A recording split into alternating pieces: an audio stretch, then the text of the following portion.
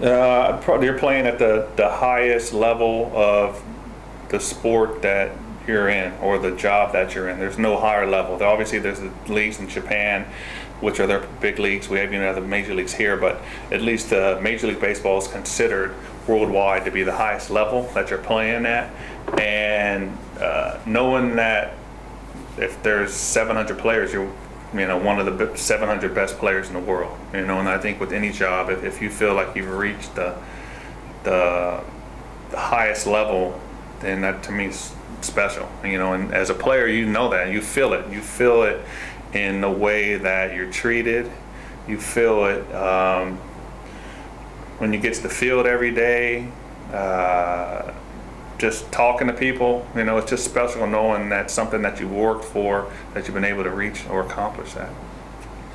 What do you think then makes playing in the big leagues so difficult? Obviously, you say it's pretty special and everyone always talks about the good stuff. What makes it so tough? It's a day-to-day grind. In the minors you play 140 games, big leagues 162, only 22 more games, and you have an extra month. So you actually have more time spread out in major leagues. Your season's longer, you have more days off, you're staying in better hotels, facilities, all the things that go with the major league lifestyle are probably better for players in terms of how they're treated and what have you. But I think the grind of playing every day and having to perform every day under a microscope is probably for players the hardest thing, and trying to get through that is probably the not getting overwhelmed with those situations, not trying to do more than you can do. A lot of times as players you have to step back and recognize why you're there and try to stay within yourself and not try to be what you think other people might expect you to be. And I think that's why it's hard to not just make it, but to stay at the major league level, because I think a lot of players get overwhelmed when they get up there and they try to do too much. And like I said, you're scouted by every team. They know all your weaknesses. They have, they know your weaknesses, and it gets to a point where at times where sometimes they almost make your strengths feel like a weakness when you might not have thought they were. They do that. You could see that a lot of players. I think the media is huge. I call it just the madness or the circus. Yeah, sure. That's the baseball's the same. You can go from playing on Monday in AAA and you get good crowd. You get 7,500 fans, and they're screaming, yelling right on top of you.